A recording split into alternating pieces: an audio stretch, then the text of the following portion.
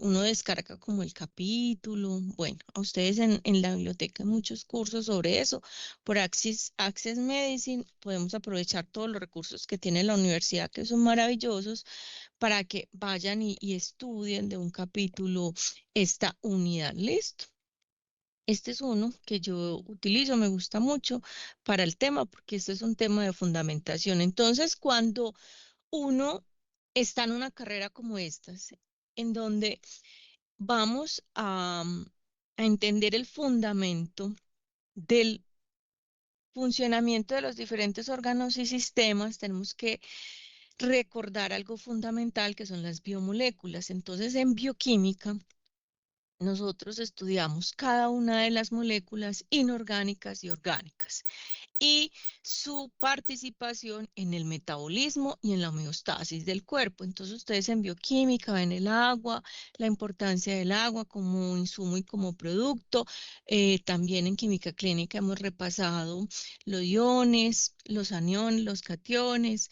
Listo. Dentro de las moléculas orgánicas, ustedes vieron el metabolismo de carbohidratos, metabolismo de lípidos, eh, el metabolismo de las proteínas y bueno, esto de ácidos nucleicos se ve en otros cursos, pero con esto decirles que tenemos siempre, el cuerpo va a buscar la homeostasis. ¿Listo? Entonces, esa homeostasis me va a permitir un equilibrio de los líquidos y los electrolitos y la producción de ácidos, la regulación de las bases en el cuerpo.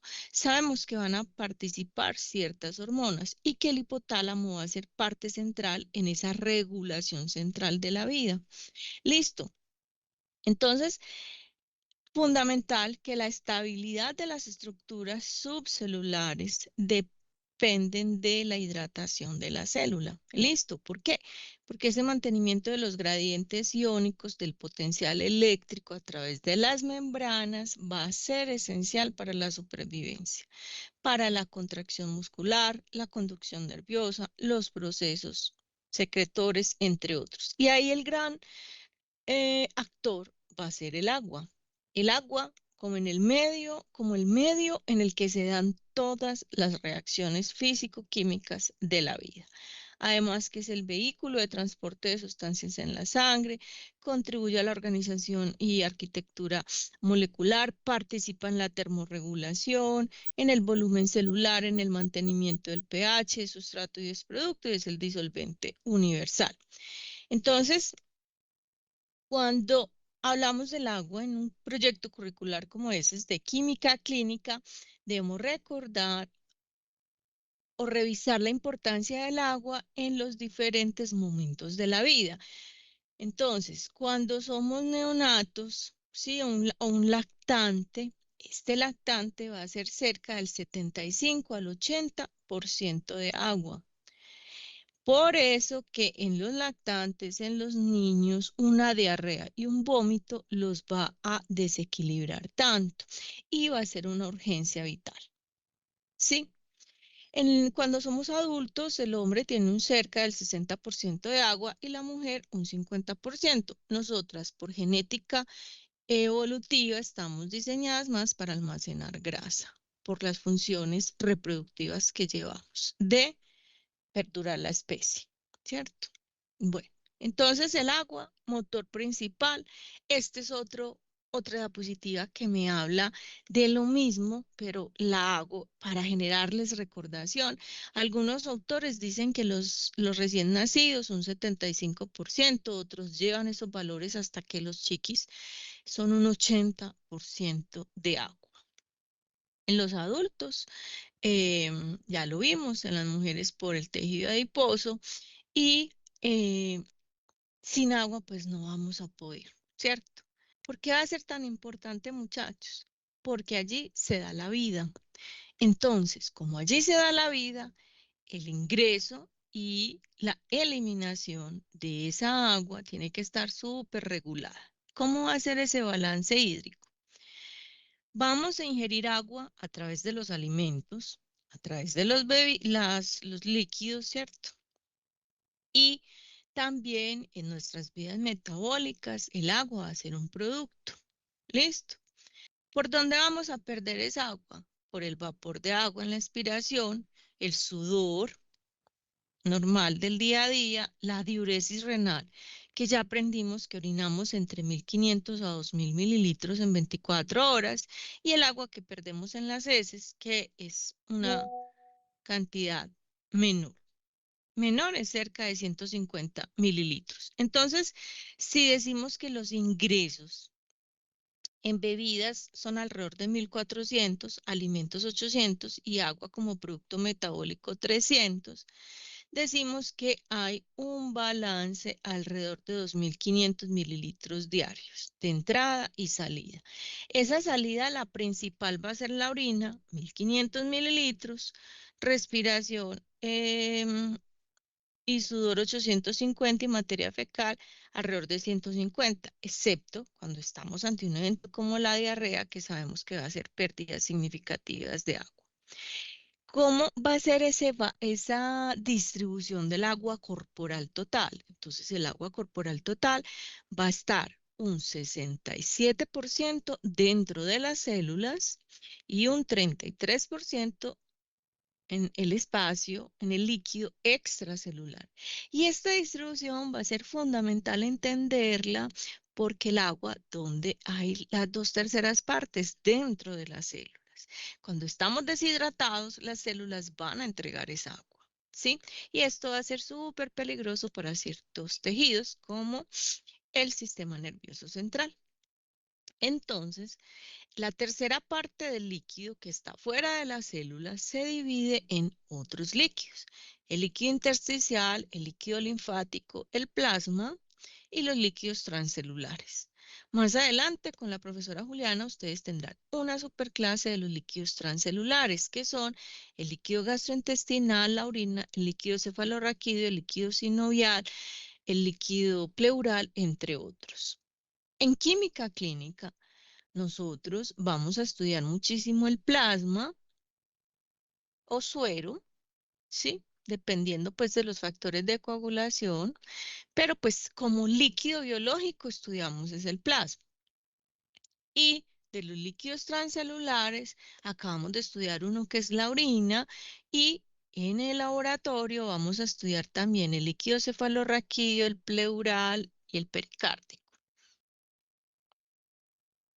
Entonces, en estos líquidos vamos a tener o a recordar un concepto que ustedes estudian súper bien cuando ven páncreas endocrino para entender las alteraciones y las complicaciones crónicas de la diabetes, y va a ser la osmolalidad.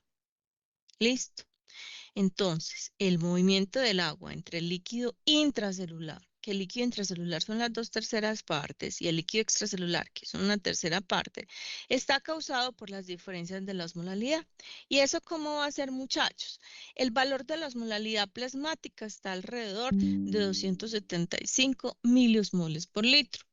Resulta que cuando hay aumento de esa osmolalidad en el líquido extracelular, la célula, este cuadradito azul, va a entregar el agua, porque el agua siempre se va a dirigir de donde está menos concentrada a más concentrada.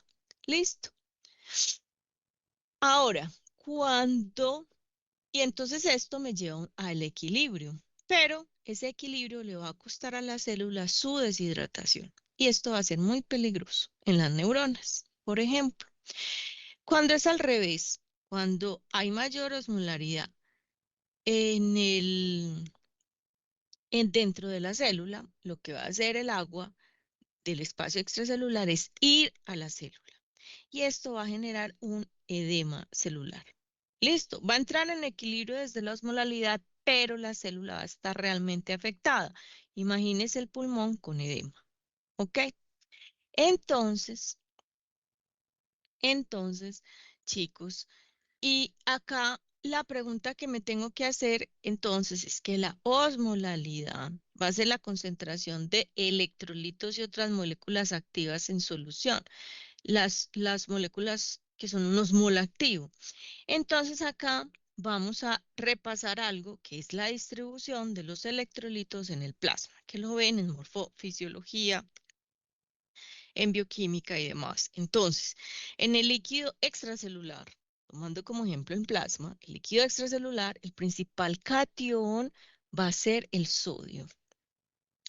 El sodio va a tener un intervalo biológico de referencia de 135 a 145 mil equivalentes por litro. El sodio, principal cation extracelular. El potasio va a estar en cantidades menores, de 3,5 a 5 mil equivalentes por litro, así como el calcio y el magnesio. Dentro del grupo de los aniones tenemos que el cloro es el principal anión extracelular. El bicarbonato también va a ser súper relevante y va a ser el amortiguador para el pH, el principal. Y vamos a tener otros aniones. Resulta que en el laboratorio clínico vamos a medir algo que se llama anion gap o brecha aniónica o diferencia aniónica. Y esta va a ser la diferencia aniónica en una persona sana, aproximadamente 10 milimol litro, incluye el fósforo, el sulfato, las proteínas y los aniones orgánicos, o sea, este grupito de acá que dice otros.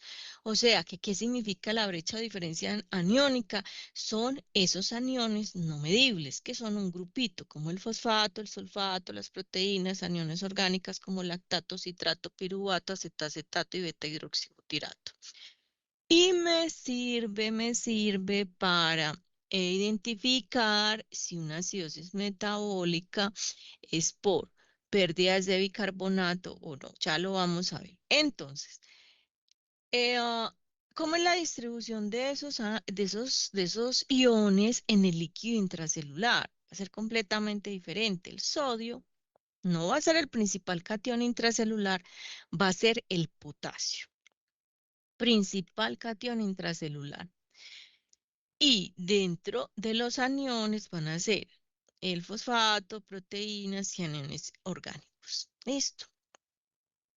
Aprendas esta imagen porque cuando hay una acidosis metabólica y los hidrogeniones están aumentados, algo que va a hacer la célula es cambiar este potasio por hidrogeniones.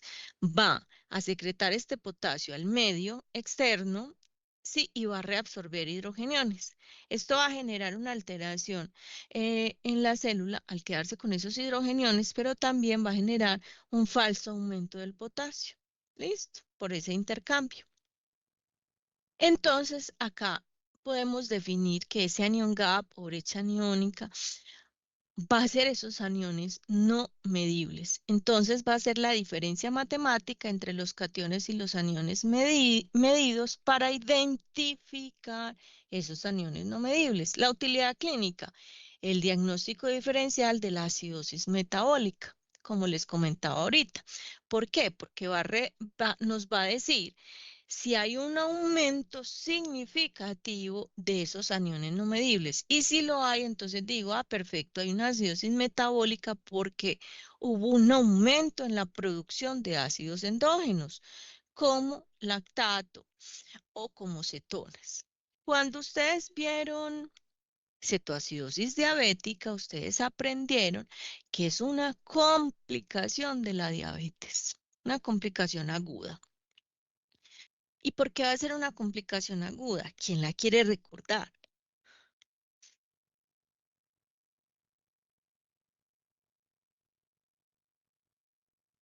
Cuando el paciente se queda o el cerebro detecta que no hay suficiente glucosa como combustible, entonces va, vamos a tener una lipólisis marcada. ¿Listo? Entonces hay una hidrólisis de triglicéridos. En esa hidrólisis de triglicéridos, el glicerol se va para el hígado para hacer gluconeogénesis. Y los ácidos grasos también van a ir a hígado a ingresar a la vía de la cetogénesis. En esa vía de la cetogénesis se van a formar tres cuerpos cetónicos. Entonces, por ejemplo, en una cetoacidosis diabética, el anion gap estaría aumentado. Esto entonces me permitiría identificar que la acidosis metabólica se debe al aumento de aniones no medibles o de esos otros ácidos. ¿Listo? Bueno. También es importante recordar la diferencia de los iones en los diferentes líquidos. Y este es un ejemplo que les traigo, cómo las alteraciones clínicas pueden ocurrir después de la pérdida de líquido, sí, pero depende de la composición. Por ejemplo, el sudor contiene menos sodio que el líquido extracelular. Por tanto, una sudoración excesiva da lugar a una pérdida, sí, preferentemente de agua y concentra el sodio en el líquido extracelular, dando lugar a hipernatremia. ¿Ok? Entonces, miremos esto. Cuando hay crisis en ese cuarto central, ¿sí? Cuando se pierde el equilibrio, cuando se rompe la homeostasis. Cuando sudamos de forma excesiva, vamos a perder muchísima agua y ese sodio en sangre se va a concentrar y el paciente o el individuo va a cursar con una hipernatremia, o sea, aumento en la concentración de sodio en sangre. Esto es sudor excesivo, pero cuando estamos ante un evento de diarrea, en donde se va a perder muchísima agua eh, por el tracto gastrointestinal, junto con esa agua vamos a perder bicarbonato y potasio. Entonces, acá las alteraciones bioquímicas que vamos a ver es una acidosis metabólica con anión GAP normal. ¿Por qué el anión GAP va a estar normal? Porque esta acidosis metabólica no se está presentando porque hubo un aumento en la producción de ácidos endógenos, sino porque perdimos el bicarbonato. ¿Listo? Y además el paciente va a presentar hipocalemia. ¿Por qué? Porque en esa diarrea no solo se pierde bicarbonato, sino también potasio. Chicos, ¿cómo vamos hasta acá? ¿Tienen alguna pregunta? ¿O seguimos? Profe, Hola, es que yo no entendí bien lo del anion gap. volvámoslo a hacer. Bueno, hermosa, entonces mira, acá dice, va a partir de este ejemplo, que cuando un paciente tiene diarrea, el paciente desarrolla una acidosis metabólica, pero con anión GAP normal, ¿cierto? ¿Y eso por qué se da? Porque, ¿cómo te parece que el anión GAP, que es la suma de los cationes menos los aniones, quiere decir que el anión GAP, la definición son aniones no medibles? Aniones no medibles, porque yo en el laboratorio, ¿qué voy a medir? Si son medibles el cloro y el bicarbonato, pero entrar a medir el lactato, el piruvato, el acetoacetato, se puede medir, pero son mediciones muy, muy especializadas. Entonces, yo las meto como en un paquetico, donde las llamo aniones no medibles. Y las uso en la clínica para el diagnóstico diferencial de una acidosis metabólica, cuando es por el aumento de esos aniones no medibles como el lactato, los cuerpos cetónicos, versus cuando es una acidosis metabólica por la pérdida de bicarbonato, más no por el aumento de los ácidos endógenos, producto del metabolismo. Esos aniones no medibles, el valor normal es entre 8 a 14. Cuando están aumentados, quiere decir que me aumentaron esos otros aniones que no estoy midiendo. O sea, esos otros aniones diferentes al cloro y al bicarbonato que sí los mido. Entonces tengo que ir a averiguar en mi paciente cuáles son esos otros aniones que yo no mido y que posiblemente se están aumentando. Si es un paciente con una cetoacidosis diabética, yo sé que esos aniones no medibles son cuerpos cetónicos. Si es un paciente que está haciendo un ejercicio intenso, una carrera maratónica, esos aniones no medibles va a ser lactato, producto del metabolismo musculoesquelético, por ejemplo.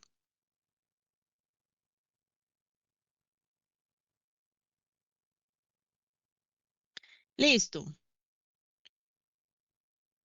Entonces, muchachos, la composición iónica de los diferentes líquidos va a ser fundamental para que entendamos las posibles alteraciones. El plasma, el plasma vamos a tener sodio como principal catión extracelular y el bicarbonato y el cloro como los principales aniones. Sodio y potasio cationes, bicarbonato y cloro aniones. En el jugo gástrico vamos a tener el principal catión, el sodio, y el principal anión, el cloro. En el líquido del intestino delgado, el principal catión, el sodio, el bicarbonato, la concentración va a ser variable y el cloro lo vamos a tener en 70 milimol litro. En las heces vamos a tener entonces sodio, potasio, bicarbonato. En la bilis, el sodio es el principal catión y el cloro el principal anión. Y en el sudor vamos a tener sodio, potasio y cloro. ¿Esto por qué? Para entender entonces cómo en el sudor vamos a tener hiponatremia, sí, porque en el sudor pierdo agua y lo que hay en plasma se concentra. ¿Qué se va a concentrar? El sodio. Y en la diarrea hay hipopotasemia o disminución de potasio porque ya vimos que en el líquido del intestino delgado tenemos bastante cantidad de sodio y de potasio. Listo. Pero que en las heces, en caso de diarrea, tenemos de potasio entre 30 y 70. Esto es muchísimo. Por eso, en una diarrea perdemos mucho potasio y se da hipopotasemia o hipocalemia. Entonces, volvamos a tomar esto que lo veíamos ahorita, que es la osmolaridad. Entonces, va a ser la concentración del total de solutos en el plasma. Y eso va a ser fundamental porque le va a decir al agua hacia dónde se tiene que mover. Siempre el agua se moverá de un sitio de menor osmolaridad a un sitio de mayor osmolaridad. Listo. Entonces, también ojo que acá les meto otro término. Yo ahorita les hablé de osmolaridad porque la fórmula es miliosmoles por litro. Y cuando les hablo de osmolaridad con R, es miliosmoles por kilogramo. Son sinónimos y ambos términos se pueden. Listo. Entonces, ¿cómo calculo la osmolaridad u osmolaridad plasmática? Multiplicando 2 por la cantidad de sodio más glucosa dividido 18. Y esa osmolaridad me debe dar entre 280 a 295. Hay otras fórmulas más completas que se las voy a mostrar. Entonces, fundamental que esa osmolaridad u osmolaridad va a ser la fuerza neta entre todos los elementos contenidos en el líquido, ¿sí? Y le va a decir al agua hacia dónde se tiene que mover. Eso va a ser peligroso porque puede generar edema en las células, edema en el intersticio o deshidratar las células. ¿Listo? Entonces recuerden que tenemos la sangre en los grandes vasos, tenemos un espacio intersticial en donde se va a dar el movimiento de esa agua y tenemos las células donde también se va a dar movimiento de esa agua. Entonces, acá les tengo la fórmula, la osmolaridad va a ser igual a 2 por sodio más glucosa dividido 18. El valor de referencia es 280 a 295 miliosmol litro o miliosmol por kilogramo cuando hablo de osmolaridad. Esto me va a permitir saber el estado de hidratación del paciente. Cuando un paciente tiene la osmolaridad mayor, a 295, o sea que está muy concentrado, porque si el valor de referencia es 280 a 295, cuando da mayor a 295 me habla de una concentración de partículas muy elevada y poca agua. Entonces va a haber un déficit de agua y mi paciente va a estar deshidratado. Pero cuando esa osmolalidad está menor a 280, menor del valor de referencia, quiere decir que todos los solutos están diluidos porque hay mucha cantidad de agua y un exceso de agua y lo peligroso es que puede generar edemas. ¿Listo? Porque si hay mucha agua acá, esta agua se va a ir hacia el espacio intersticial y después hacia la célula generando edema en el espacio intersticial y edema celular. Entonces, ¿quién siempre va a ser mi foco? La célula. La célula y la pérdida o la ganancia de agua que puede tener. ¿Listo? Con el movimiento de esos líquidos. Entonces ustedes durante el proyecto curricular de química clínica han ido aprendiendo diferentes centros reguladores de el volumen o sí, de la volemia. Entonces, cuando la osmolalidad plasmática está aumentada, ¿qué quiere decir? Que hay déficit de agua, sí, que hay disminución de esa volemia, de ese plasma, entonces se va a disminuir la presión arterial, esto se va a detectar en los barorreceptores del hipotálamo. ¿Y qué va a hacer el hipotálamo? Aumentar la secreción de antidiurética o vasopresina en la neurohipófisis para aumentar a nivel del riñón la reabsorción de agua y con ese aumento de la reabsorción del agua, aumentar el agua corporal total. Listo. Y volver al control homeostático. Contrario a esto, cuando hay un exceso de agua, disminuye la osmolalidad, disminuye la secreción de hormona antidiurética o vasopresina, que van a ser los osmorreceptores, disminuye la reabsorción de agua y se da nuevamente el equilibrio. Entonces, muchachos, acá los reguladores van a ser la antidiurética vasopresina, la aldosterona, el sistema nervioso simpático y el centro de la sed en el hipotálamo. Acá tenemos un casito clínico que quién lo quiere hacer, quién lo quiere leer.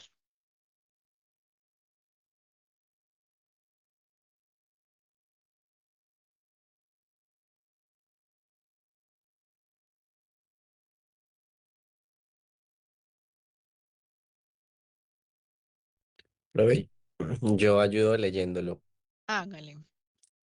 Entonces, tenemos un varón de 80 años de edad que había sido ingresado en el hospital después de un accidente cerebrovascular agudo que le había hecho permanecer tumbado en el suelo de su casa durante un periodo prolongado. Presentaba escasa turgencia ística, boca seca, taquicardia e hipotensión. Las determinaciones séricas revelaron lo siguiente. El sodio, 150 milimol sobre L es litro, profe, ¿cierto?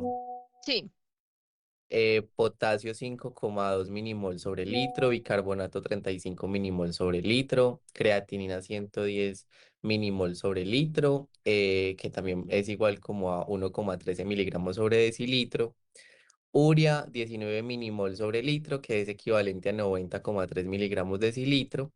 Y los valores de referencia son para el sodio de 135 a 145 milimol sobre litro, potasio de 3,5 a 5 milimol sobre litro, para el bicarbonato de 20 a 25 milimol sobre litro, la creatinina es de 20 a 80 micromol sobre litro o también es equivalente a 0,28 de 0,28 a 0,90 miligramos sobre decilitro y urea de 2,5 a 6,5 milimol sobre litro, que también es equivalente a 16,2 a 39 miligramos sobre decilitros.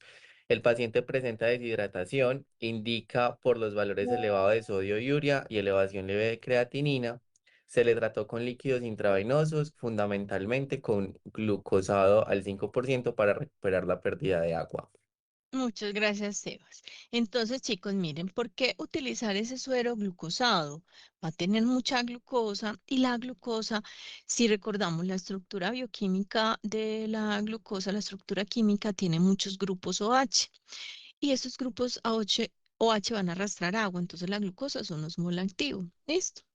Bueno, acá todo este sodio, potasio, bicarbonato está en milimolitro, que son unidades internacionales. Bueno. Y a propósito, mañana jueves vamos a tener el laboratorio de urea, ácido úrico y albuminuria. Ustedes tienen la guía hace 2 meses en su correo para que se la estudien. Y el martes vamos a tener el laboratorio de depuración de creatinina. Listo. Vamos a estar la profe Juli y yo en ambos laboratorios. Entonces, también en su correíto tienen la guía de creatinina para que se la estudien muy bien y para que hagamos preguntas o socialicemos las dudas que ustedes tengan de ambas guías. Entonces, muchachos, la deshidratación va a depender de esa concentración de sodio en plasma. Y vamos a decir si esa deshidratación va a ser isotónica, hipotónica o hipertónica. Entonces, en la isotónica hay pérdida equitativa y proporcional de agua y solutos. Por lo tanto, la concentración de sodio no va a estar alterada.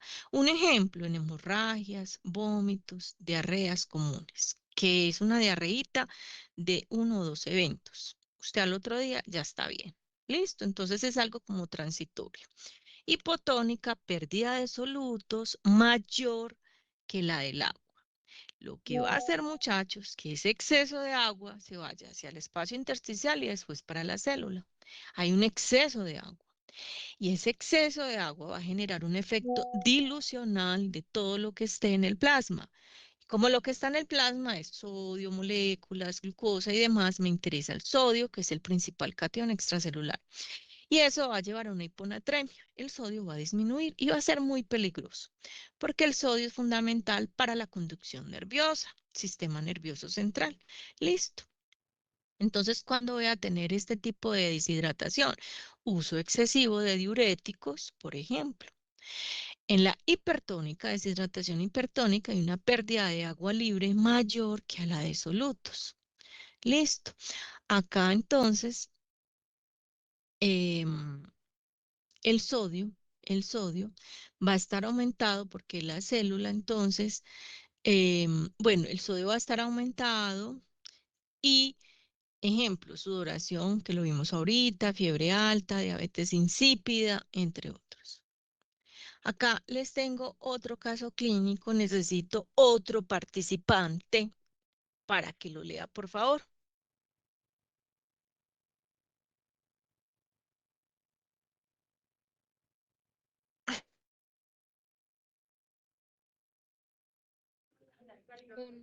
Un varón de 65 años de edad con infarto de miocardio anterior previo acude a consulta con fatiga creciente, dificultad para respirar y edema en los tobillos. La exploración física mostró taquicardia leve y elevación de la presión venosa yugular. Un ecocardiograma reveló que la función del ventrículo izquierdo durante la sístole era deficiente. Las determinaciones en suero del paciente revelaron lo siguiente: sodio 140 milimol sobre litro, potasio 3,5, proteínas 34, el intervalo de referencia es entre 34 y 45 gramos sobre decilitro, creatinina 80 milimol sobre litro, equivalente a 0,90 miligramos sobre decilitro, y urea 7,5 milimol sobre litro, que es equivalente a 45 miligramos Mm. sobre decilitro. Comentario: este varón presenta síntomas y signos de insuficiencia cardíaca. El deterioro de la función cardíaca da lugar a una disminución del flujo sanguíneo a través del riñón, activación del sistema renina-angiotensina y estimulación de la secreción de aldosterona. La aldosterona causa un incremento de la reabsorción renal de sodio y retención de agua, aumentando de esta forma el volumen del líquido extracelular y el edema. Excelente, muchas gracias, hermosa. Entonces, muchachos, esta es la típica consecuencia de una falla cardíaca severa.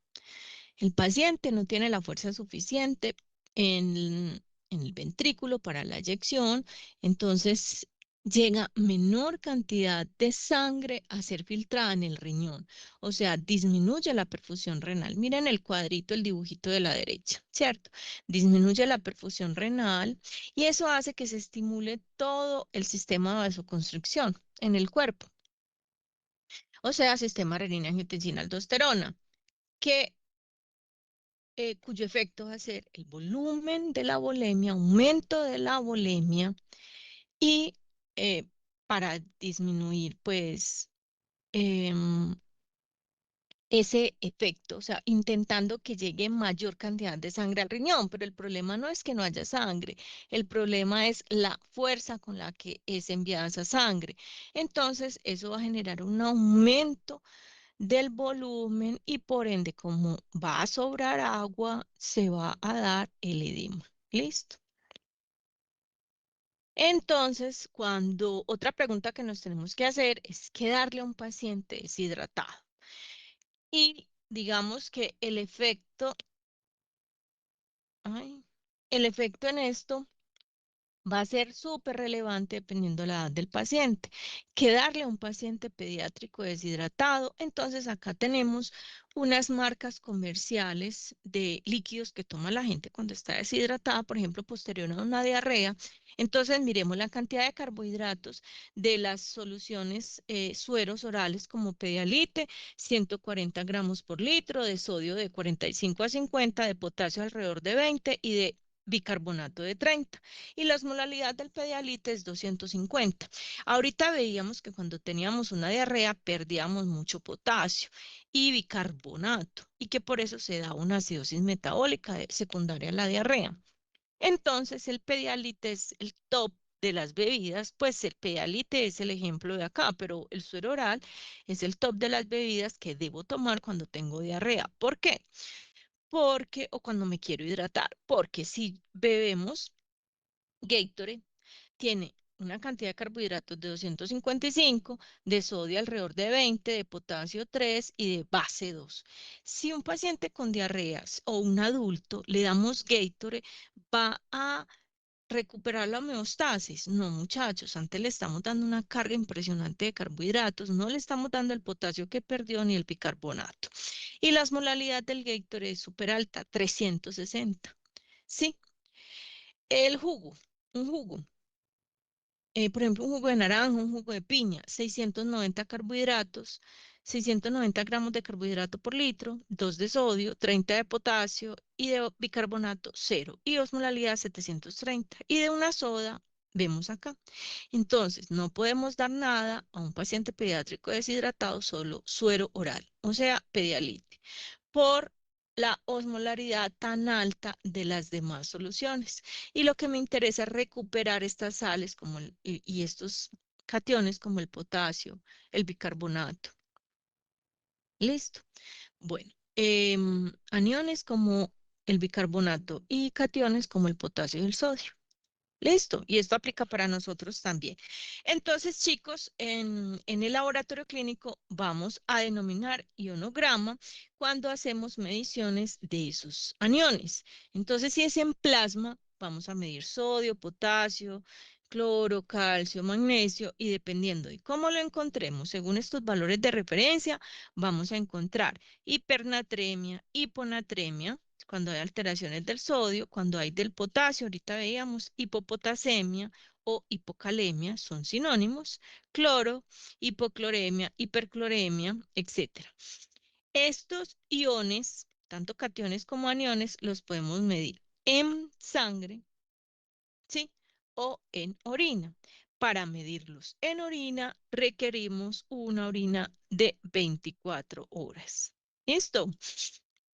Bueno, entonces los reguladores fisiológicos del equilibrio hidroelectrolítico, vamos a utilizar dos sistemas, uno modificando la sensación de la sed en el hipotálamo y dos modificando la concentración de orina mediante las hormonas. ¿Cuáles? Antidiurética vasopresina, aldosterona, la hormona paratiroidea, que va a actuar sobre el metabolismo del calcio, fósforo y bicarbonato, y el péptido auricular natriurético.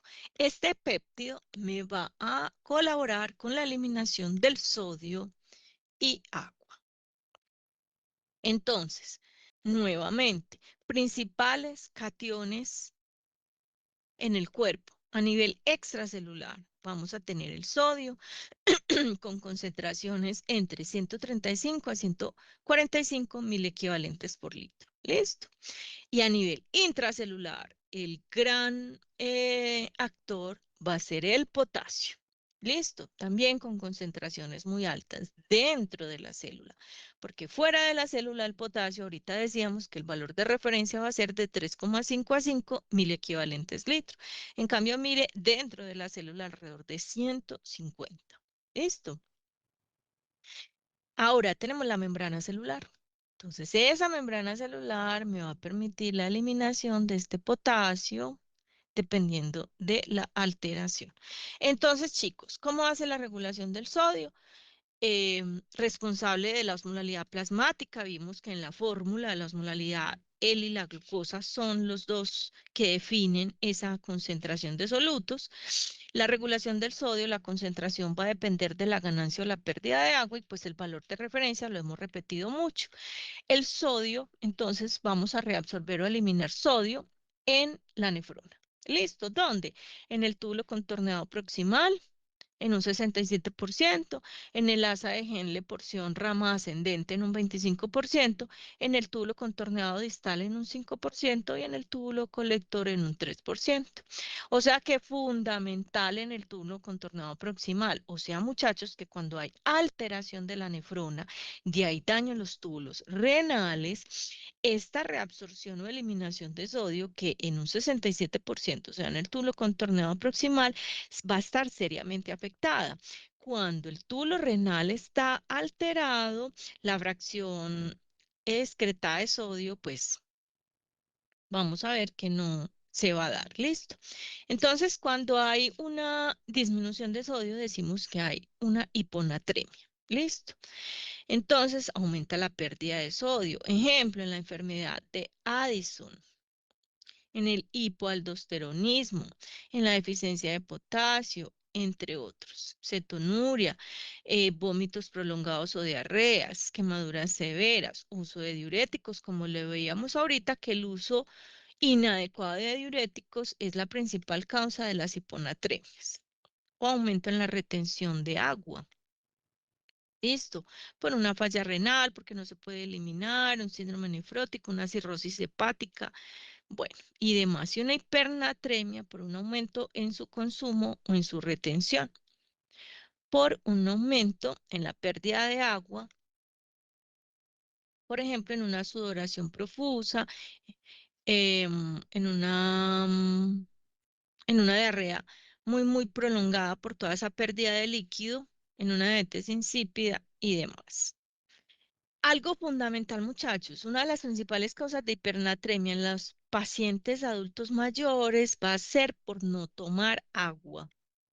También en los pacientes con problemas mentales y en los niños.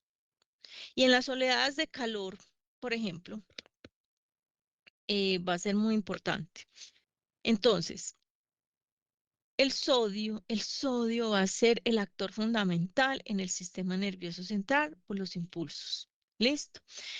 En la transmisión de impulsos. Entonces, sodio, sistema nervioso central, potasio, músculo esquelético. Entonces, de ahí que el rango entre 135 a 145, siempre el cuerpo va a cuidar mucho mantenerse en ese rango. ¿Listo?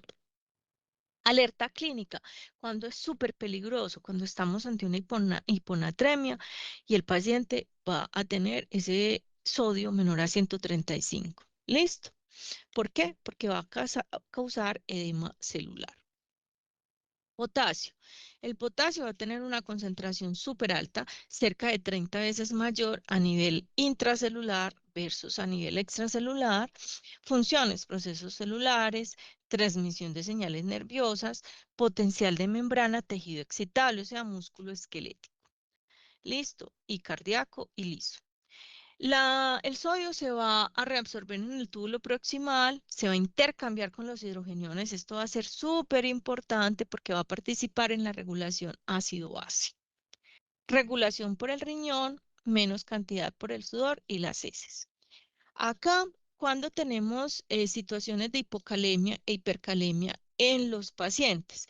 Hipocalemia, cuando hay un intercambio con los hidrogeniones. Cuando aumenta el pH en los pacientes, por ejemplo, en una alcalosis, ¿cierto?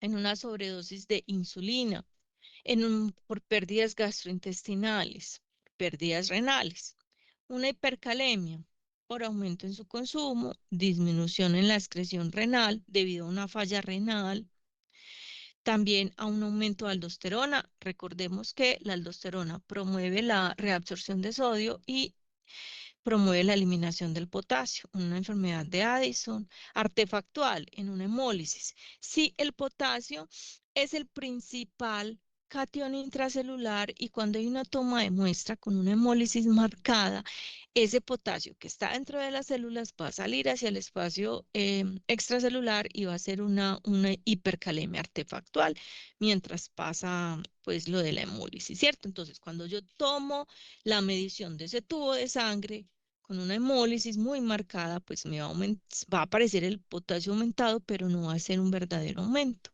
¿Listo? Entonces, la, mm, la clave con el potasio es que tiene que ver con el músculo. ¿Listo? Entonces, por eso acá dice la chispa excitable. Función crucial para mecanismos de activación de tejidos excitables. Rango normal en plasma, 3,5 a 5. Alerta roja, toda disminución o todo aumento, porque ambos van a ser fatales. Preguntas hasta acá. ¿O seguimos?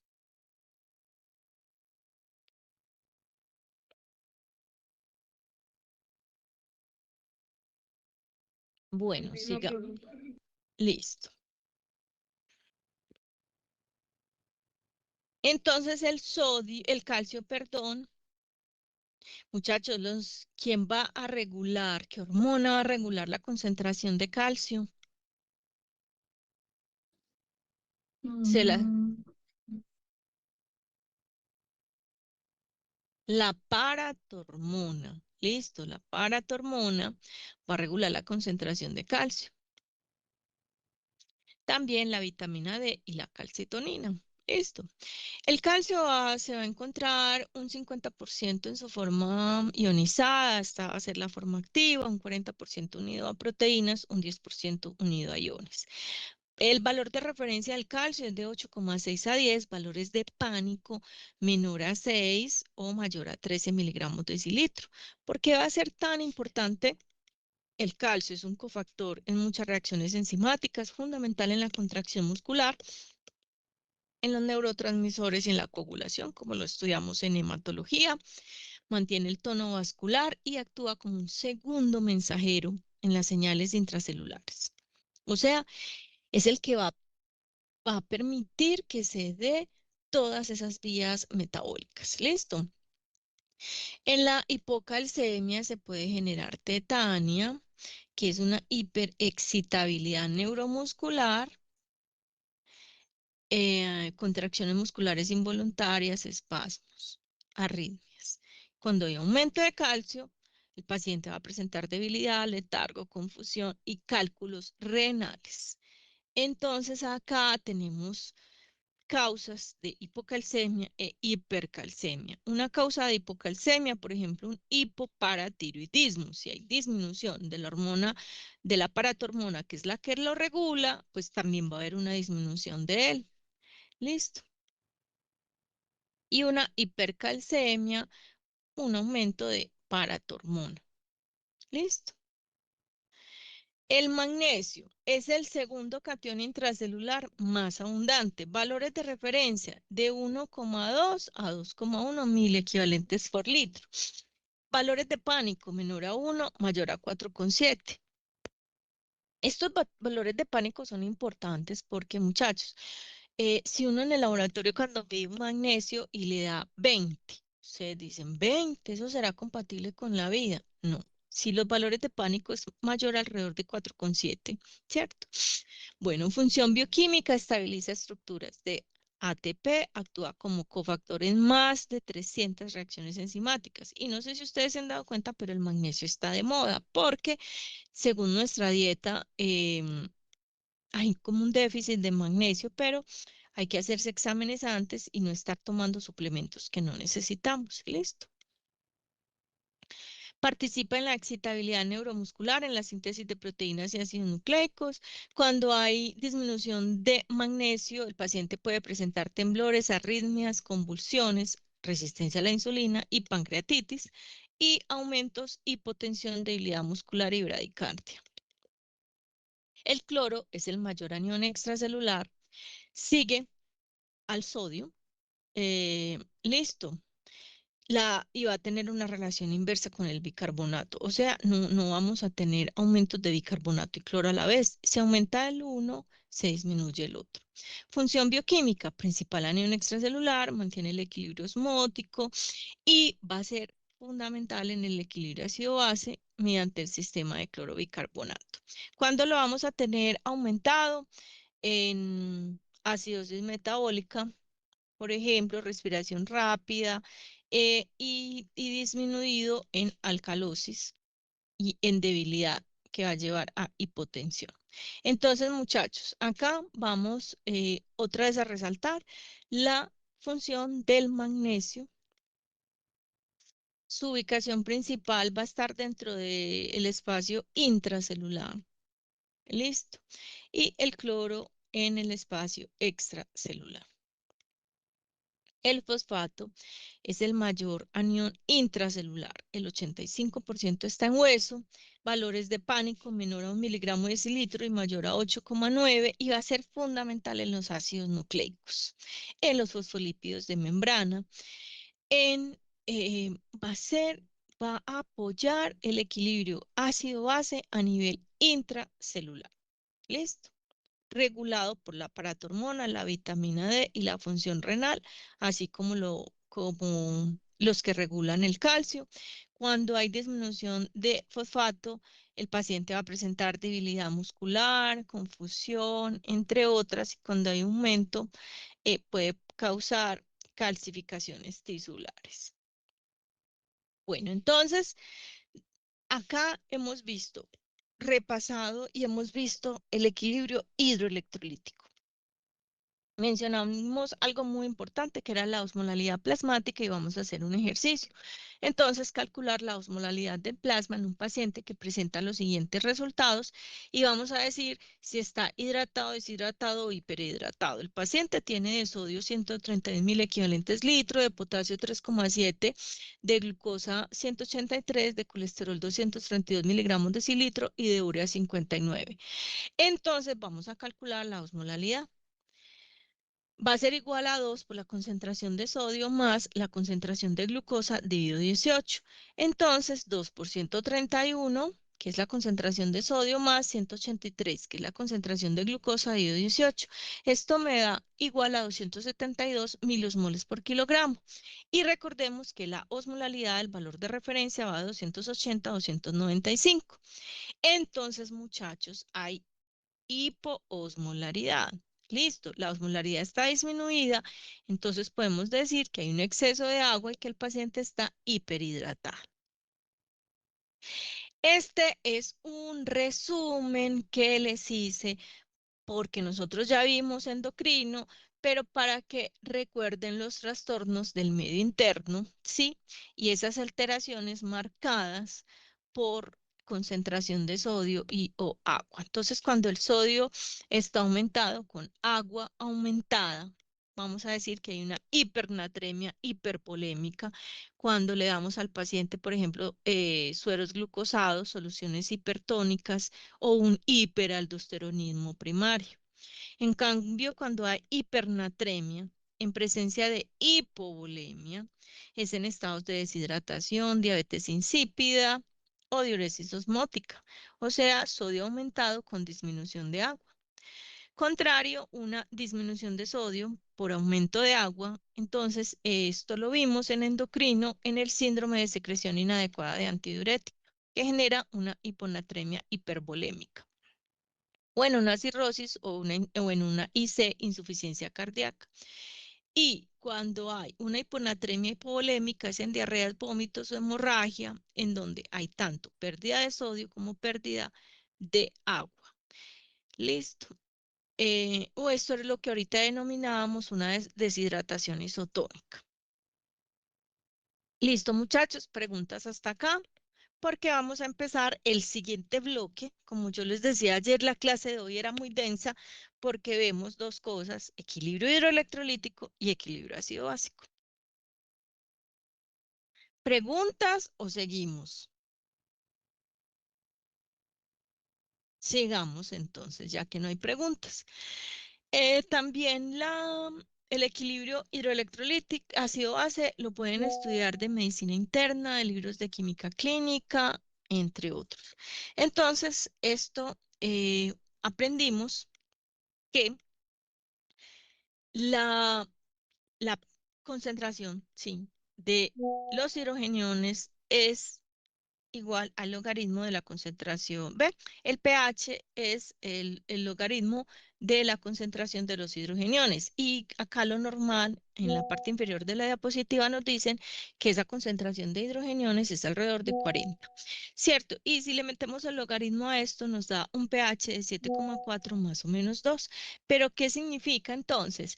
Que el pH y la concentración de hidrogeniones, según esta fórmula que veo acá, que el pH es igual al logaritmo inverso de la concentración de los hidrogeniones.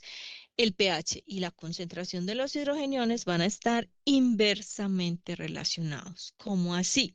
Que cuando se aumenta la concentración de hidrogeniones, sí, en una solución, pero acá lo que me interesa es la sangre, cuando se aumenta la concentración de hidrogeniones, el pH sanguíneo va a bajar, sí, se va a presentar una acidemia. En cambio, cuando disminuye esa concentración de hidrogeniones, el pH va a aumentar.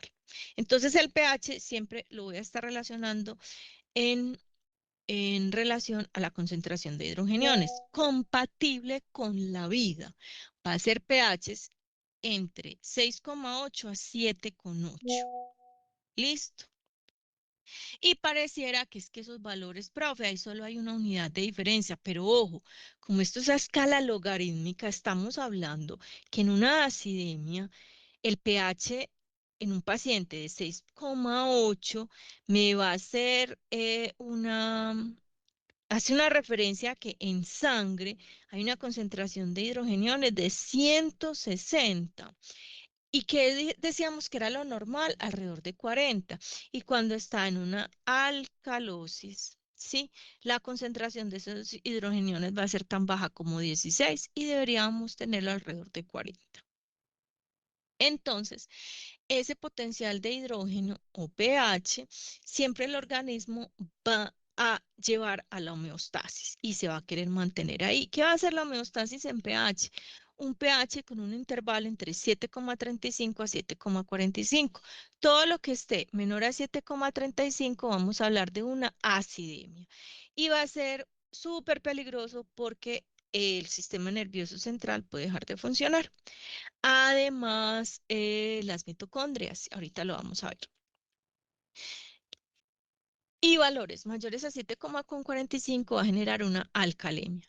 Nuevamente en rojo los valores compatibles con la vida, porque estos valores de pH van a ser una urgencia en el laboratorio, pero también porque nos va a ayudar en la validación analítica y el control de calidad de esos resultados que generamos, a ver qué es compatible con la vida y qué no. ¿Cuáles son los órganos y sistemas encargados del equilibrio ácido-base en el cuerpo? Vamos a tener los pulmones, controlan el intercambio de dióxido de carbono, CO2, ¿cierto? Y de oxígeno entre la sangre y la atmósfera exterior. Los eritrocitos van a transportar los gases entre los pulmones y los tejidos. ¿Cómo así, profe? El eritrocito entonces va a transportar ese CO2 y esos hidrogeniones. Eh, los gases se van a unir a la hemoglobina. ¿Listo? Bueno, y los riñones controlan la concentración de bicarbonato en el plasma y la excreción de los hidrogeniones. Entonces, acá la clave va a ser este, eh, este ácido carbónico, H2CO3. Entonces, este ácido carbónico es un ácido débil, ¿cierto? Entonces, se puede ir hacia la izquierda, hacia la derecha de la ecuación y va a ser la primera línea de defensa. ¿Quién va a ser el principal amortiguador? El bicarbonato. Entonces, las células en su metabolismo van a secretar, sí, van a producir muchos hidrogeniones. ¿Listo? Los ácidos. Entonces, estos hidrogeniones se van a unir con el bicarbonato y van a generar H2CO3. Y este H2CO3 se va a desdoblar en agua y CO2. Y este CO2 va a ser eliminado por los pulmones. ¿Listo? Entonces, el tapón extracelular más potente va a ser el sistema del bicarbonato. La respuesta va a ser inmediata. ¿Listo? La anhidrasa carbónica es la que va a permitir que esta ecuación se vaya hacia la izquierda o hacia la derecha, dependiendo de las necesidades del cuerpo. Entonces, ¿cómo va a participar el pulmón? Este eh, va a responder de forma inmediata, a diferencia del riñón, que se puede demorar horas o días en responder. El pulmón, ante una acidosis metabólica, va a promover la hiperventilación. ¿Para qué? Para eliminar la mayor cantidad de CO2 que finalmente va a ser el ácido que vamos a generar en el metabolismo. Listo. Y de esta manera, eliminando el CO2, el pH en la sangre va a volver a su valor normal. El pulmón va a promover la hipoventilación ante una alcalosis metabólica para que aumente la concentración de CO2 y así disminuir ese pH que está aumentado. Listo. Entonces, hipoventilación para incrementar la concentración de ácido de CO2 en sangre e hiperventilación para eliminar la mayor cantidad de ese CO2 en sangre a través de los pulmones. Entonces, los pulmones y los riñones van a hacer esa gran balanza para lograr la homeostasis del equilibrio ácido-base a diferentes velocidades. El pulmón, en minutos a horas, va a manejar los ácidos volátiles como el CO2. Listo. En cambio, el riñón se va a demorar horas a días y este va a regular el equilibrio ácido-base a través de la retención, reabsorción o producción del bicarbonato, además de la eliminación de los hidrogeniones por la orina. Entonces, el riñón se va a encargar de la reabsorción, generación y secreción del bicarbonato. Él acá en esta imagen es muy bacana porque nos muestra cómo hay un intercambio de sodio, un sodio que está en el líquido tubular, o sea, en el ultrafiltrado del plasma, o sea, la orina, entra sodio y va a salir hidrogeniones. Listo. Y esos hidrogeniones se van a unir al bicarbonato, van a formar ácido carbónico. El ácido carbónico ya no es permeable por la membrana y se va a eliminar CO2 y vamos a generar agua. Pero ese CO2 lo toma la célula tubular, se une con agua y a través de la anhidrasa carbónica, sí, forma ácido carbónico y permite recuperar bicarbonato que lo envía a la sangre. Y el bicarbonato se intercambia con el cloro, ¿listo? O con el sodio. Y esta va a ser una de las maneras como recupera bicarbonato.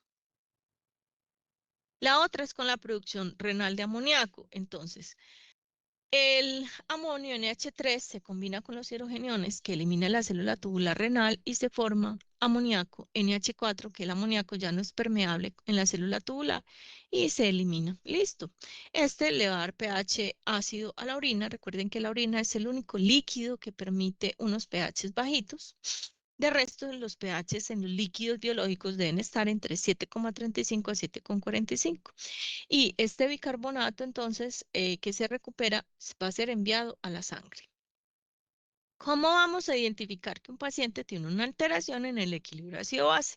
Vamos a medir los gases arteriales. Entonces, en los gases arteriales vamos a medir el pH, la presión de O2, el bicarbonato y el exceso de base. El exceso de base va a ser negativo o positivo y me va a decir cuánto de base le falta o le sobra a mi sistema para estar en homeostasis. O sea, cuánto de bicarbonato le sobra o le falta. Esto. Y vamos a hacer una prueba para tomar esos gases arteriales. Estos los hacen los terapeutas respiratorios. Esta toma de muestra Tiene que ser alguien muy especializado. Algunos microbiólogos también, cuando yo hice la carrera en química clínica, nos entrenaban a hacer esta toma de muestra, nos llevaban al Hospital San Vicente de Paul y allá aprendíamos durante una semana a tomar esta muestra. En este momento, por la regulación colombiana, ya los microbiólogos no tomamos esta muestra, pasó a los terapeutas respiratorios. Listo. Entonces, se hace una prueba para evaluar si hay suficiente y adecuada irrigación de la mano, porque irrigación arterial, si tomamos mal la muestra y dañamos una arteria, la mano pues sufriría, ¿cierto? Entonces evaluamos la circulación eh, de la mano por una arteria y por otra.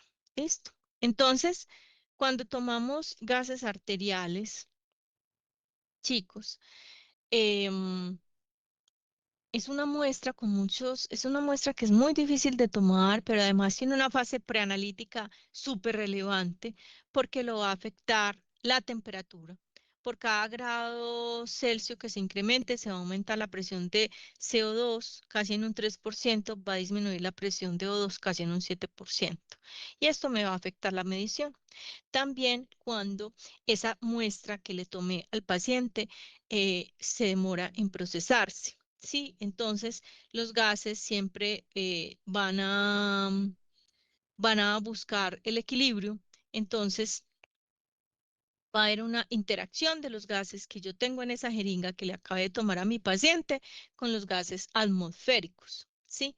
Y eso va a hacer que en mi muestra aumente la presión de O2, disminuya la presión de CO2 y aumente el pH. Al disminuir la presión de CO2, listo. También la presencia de burbujas va a afectar muchísimo esta medición. No debe haber burbujas.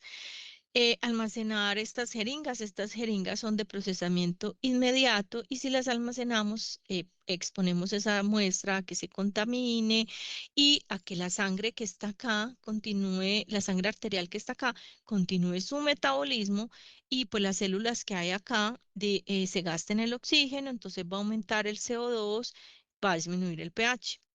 También es que esta toma de muestra, lo ideal, y cuando a mí me enseñaron, la tomábamos en una jeringa de vidrio, pero muchachos, por bioseguridad, porque eran jeringas reutilizables, por múltiples causas, entonces no usamos de vidrio, sino de plástico.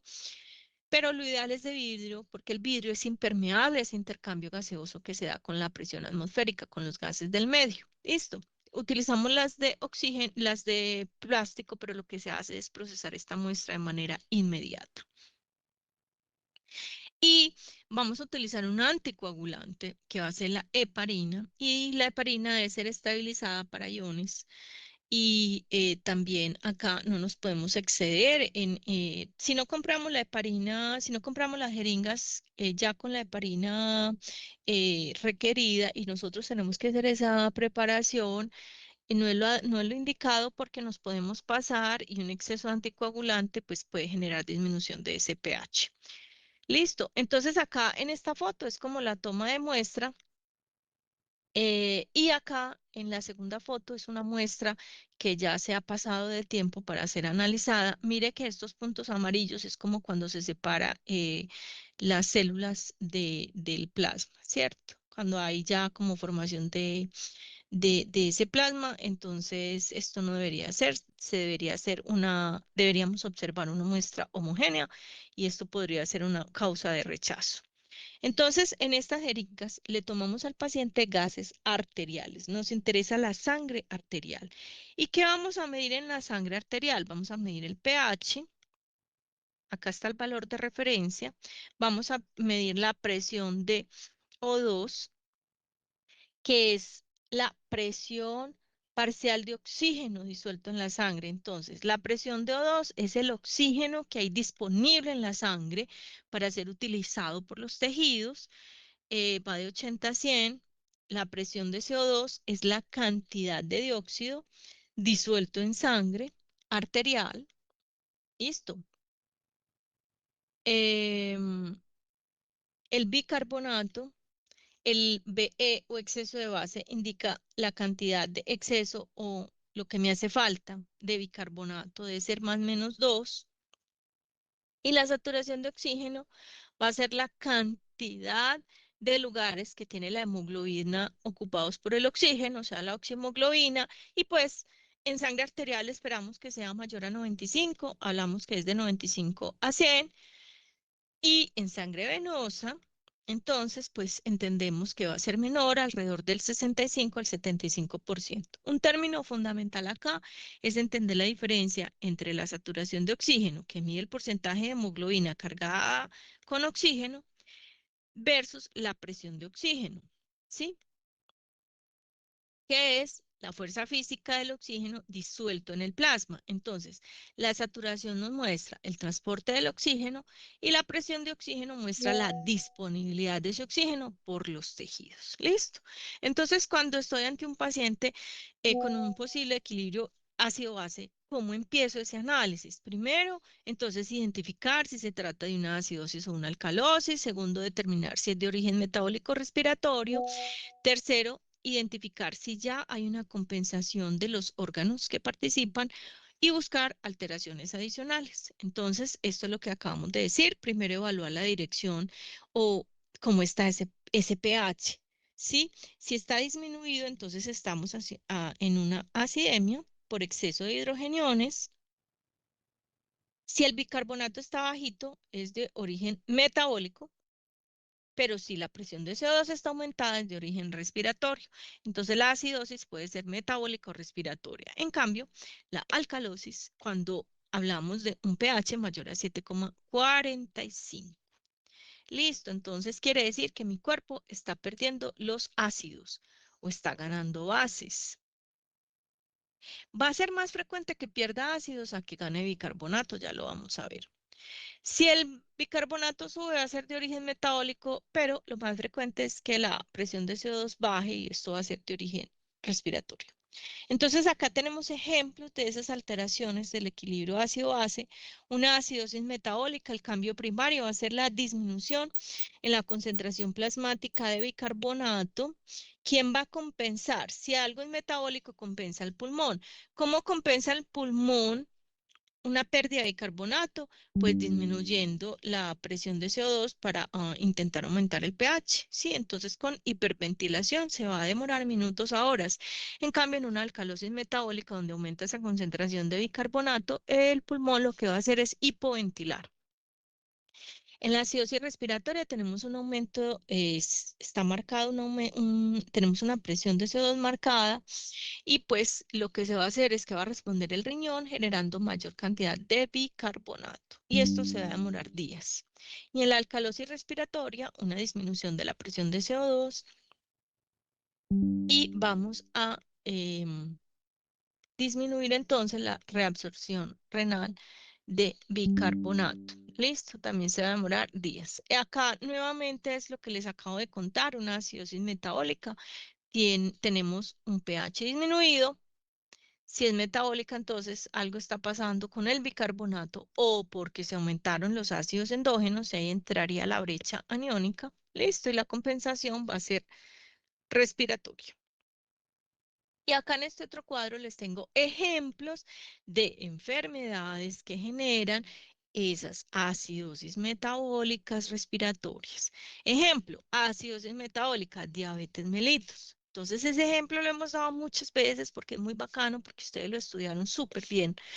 Y es que en una cetoacidosis diabética vamos a tener una generación marcada de cuerpos cetónicos. Los cuerpos cetónicos son tres, la acetona, que la vamos a eliminar por el pulmón, pero tenemos el acetoacetato y el beta hidroxibutirato, que son ácidos endógenos, que me van a disminuir el pH y me van a generar acidosis metabólica. Entonces, acidosis metabólica por aumento en la producción de ácidos endógenos como los cuerpos cetónicos. También acidosis metabólica por aumento en la producción de ácido láctico. Acidosis metabólica porque los ácidos normalitos que produce el cuerpo no es que haya aumentado la producción, sino la cantidad normal, pero resulta que quien los elimina, que es el riñón, no está funcionando y hay una acumulación de esos ácidos endógenos. Entonces ahí estaríamos hablando de una falla renal. Ahora, una diarrea grave. Acá no es que se aumentaron los ácidos endógenos, sino que perdí bicarbonato por el tracto gastrointestinal. Listo, perdí bicarbonato. eh, Pérdida renal de bicarbonato, una acidosis tubular renal tipo 2. Esto es una condición genética. Listo. Ejemplos de acidosis respiratoria, una enfermedad obstructiva crónica, un EPOC, en donde se dé la retención del CO2. Un asma grave, una parada cardíaca, una depresión del centro respiratorio por opiáceos o fármacos, una insuficiencia de los músculos respiratorios, por ejemplo, en poliomielitis o esclerosis múltiple, o una obstrucción de las vías respiratorias que genere una hipercapnia, ¿sí? O sea, un aumento en la concentración de ese CO2. Chicos, hipercapnia, hipocapnia, va a ser muy importante que lo repase. Alcalosis metabólica por vómitos.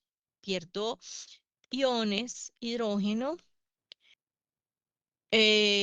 administración intravenosa de bicarbonato, etcétera. Y alcalosis respiratoria, hiperventilación. Cuando un individuo está muy ansioso, empieza a hiperventilar y va a perder CO2. Listo. Entonces, la acidosis metabólica va a ser muy frecuente, se va a caracterizar entonces porque se va a disminuir el bicarbonato en respuesta a un aumento de los ácidos endógenos o porque una diarrea, por ejemplo. Entonces, acá causas producción de ácidos endógenos en exceso, cetoacidosis diabética, malnutrición, ayuno prolongado o pérdida de bicarbonato, pérdidas gastrointestinales como diarreas, pérdidas renales en acidosis tubular renal. Listo. Bueno, ¿alguna pregunta hasta acá?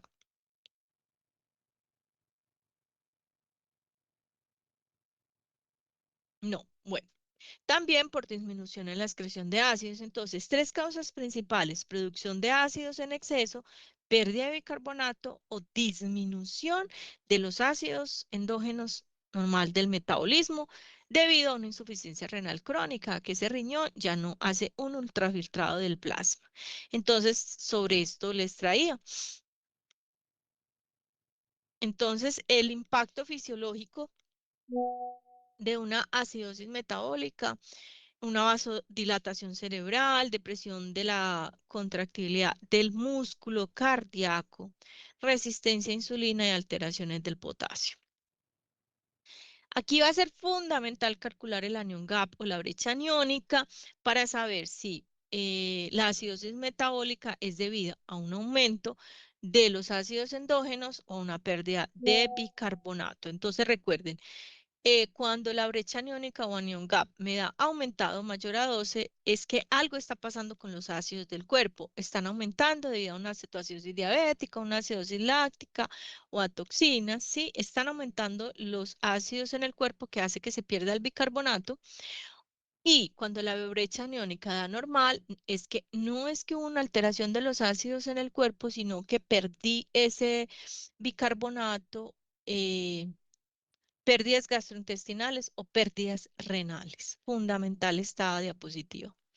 La acidosis metabólica, la clínica, el pulmón va a responder con hiperventilación, sintomatología inespecífica, debilidad muscular, y acá les traigo unos patrones respiratorios para que estudien, y es que taquimneas cuando el paciente respira alrededor de 20 veces por minuto, bradimnea menor a 12 respiraciones, hiperventilación es una respiración rápida y profunda, mayor a 20 respiraciones por minuto, entre otros. Acá, entonces, dentro de las alcalosis metabólicas, les traigo un ejemplo, un caso clínico para que lo estudien en la casita cuando estén revisando el tema. Y esta diapositiva se las hice para eh, que repasen muy bien los diferentes ejemplos que hemos visto. Entonces, alcalosis metabólica es una pérdida de ácido desde el estómago o el riñón. Listo. Y el mecanismo entonces es que se me va a aumentar ese bicarbonato por esa pérdida de hidrogeniones. Listo.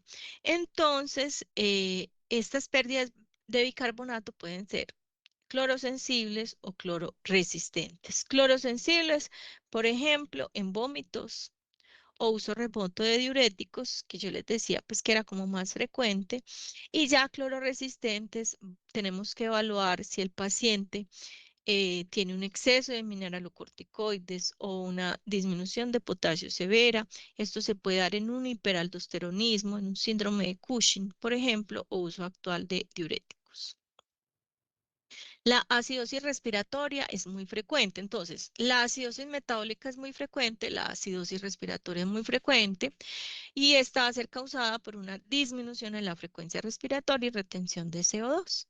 ¿Quién va a compensar ante lo respiratorio? El riñón. Y acá les dejo este caso clínico para que lo repasen en la casita cuando estudien. La acidosis respiratoria puede ser aguda o crónica, aguda por fármacos, obstrucciones mecánicas de la vía aérea, trastornos neuromusculares, paro cardiorrespiratorio, y la crónica por situaciones de varias semanas o meses, como una bronquitis, una fibrosis pulmonar o edema pulmonar. En la alcalosis respiratoria vamos a tener, como es alcalosis, un incremento de pH, mayor eliminación de CO2, mayor eliminación que su producción. Entonces, como hay eliminación de CO2, decimos que hay una hipocapnia. ¿Listo? Y pues el bicarbonato, su concentración va a estar variable. Y esto, posibles causas, neumonía, asma o ventilación mecánica. ¿Listo? Entonces, cuando comparamos los trastornos respiratorios y cómo hasta la concentración de ese CO2, vemos que en acidosis respiratoria, entonces el mecanismo es que no podemos eliminar ese CO2 y ese CO2 se acumula en el cuerpo, baja el pH y me genera la acidosis. Y como es con el CO2, pues es respiratoria. Causas una enfermedad pulmonar obstructiva crónica, asma grave, entre otros. Depresión del sistema respiratorio por sedantes o morfina, esto. Y una alcalosis respiratoria, entonces va a ser una eliminación excesiva de ese CO2 y las causas pueden ser ansiedad, crisis de pánico o una sepsis primaria, una hipoxia en grandes alturas, por ejemplo, una insuficiencia cardíaca, entre otros. Este también es una diapositiva que les hice para que tuvieran como un resumencito de las diferentes alteraciones. La regla de oro es que la compensación nunca normaliza completamente el pH. Listo, porque podemos tener pacientes con pH normal y estar ante una alteración mixta em, de equilibrio ácido-base. Entonces, una alteración mixta es que van a coexistir más de una alteración primaria. Supongamos que tenemos un paciente con un pH arterial bajo, o sea, una acidosis. Si su bicarbonato está bajo, indica que tiene una acidosis metabólica.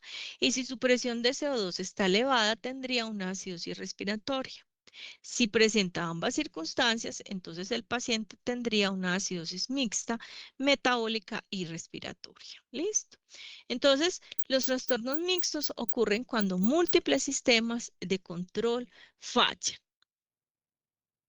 ¿Cómo la sospechamos? Cuando el pH es normal, como les comentaba ahorita, pero las concentraciones de la presión de CO2 y el bicarbonato son anormales. Listo. O cuando la compensación calculada no coincide. Profe, ¿cuál compensación calculada? Esta. Fórmulas de la compensación. Listo. Por ejemplo, en la acidosis metabólica, por cada disminución en un miliequivalente litro de bicarbonato, la presión de CO2 debe disminuir en 0,85. Cuando no se da esa compensación, entonces el médico sospecha de una alteración mixta. Entonces, alertas rojas, lo que veíamos ahorita, el caso de una acidosis metabólica con una acidosis respiratoria o una acidosis metabólica y una alcalosis respiratoria. Chicos, y ya finalmente les traje esta diapositiva. Esta es la última clase teórica que les doy. Para mí fue un placer acompañarlos como su colega. Siempre estaré atenta en lo que les pueda ayudar. Muchachos, tienen mi correo personal, no solo para ayudarles en química clínica, cuando ustedes egresen, muchachos, necesiten algo o no sé, quieran hablar con un colega. Les recomiendo mucho que hagan rural. Hacer rural es muy hermoso porque llevamos la aplicación de nuestra carrera al máximo nivel, maduramos, crecemos y en realidad uno ve cómo participamos en la transformación de la calidad de vida de las personas. Y eso a mí me llena de mucho orgullo. Entonces espero que ustedes sean unos microbiólogos muy felices y que ejerzcan con mucha empatía y con altos estándares de calidad. Entonces, cuando uno estudia el cuerpo, los órganos y los sistemas, aprende mucho. Y aprende que es normal desequilibrarse, que es normal que no siempre estemos en homeostasis, pero que siempre vamos a atender, ir hacia la homeostasis y que vamos a tener muchos colaboradores, ¿cierto? En el cuerpo. Entonces, con eso que les digo, que nuestro cuerpo trabaja siempre en equipo. Entonces, yo espero que ustedes también pues aprendan eso y que sientan confianza, ¿cierto? Que son maravillosos. Les digo que los felicito porque han sido un grupo excelente, juiciosos en el laboratorio me parecen súper tesos porque todos estos temas tan nuevos y cada laboratorio es un tema nuevo y la cogen súper rápido, entonces no se preocupen cuando se equivoquen, lo volvemos a hacer, por eso no hay problema. Entonces, ¿cómo les parece que su profe está en un curso de inteligencia artificial y estoy matada haciendo diapositivas con estas inteligencias? Entonces les diseñé esta y espero que se enamoren mucho más de la carrera y que la disfruten mucho porque es muy agradable trabajar en lo que disfrutamos. Listo, entonces un abrazo muy grande. Les voy a dejar un taller evaluativo en Moodle para que ustedes miren tienen que volver a estudiar, en qué necesitan ir a profundizar. Entonces yo les mando un correíto de cuando se los tengo ya listos y si cuando vayan a estudiar el capítulo, el libro y no entienden algo, con mucho gusto los acompaño. Entonces, ¿qué dice esta diapositiva tan hermosa? Hoy aprendimos que pequeñas variables como el pH y los electrolitos definen la vida y la homeostasis. Al igual que nuestro cuerpo, su camino en las ciencias del laboratorio clínico y la investigación necesita un equilibrio. Listo, no siempre perfecto, pero eso no importa, muchachos. Que la alegría sea nuestro sistema tampón principal, neutralizando la tristeza en las noches largas de estudio para que nuestro ánimo no se acidifique. Usen la furia como energía metabólica para superar los retos más difíciles y el temor como el osmorreceptor que los mantiene alertas y cuidadosos ante cada diagnóstico.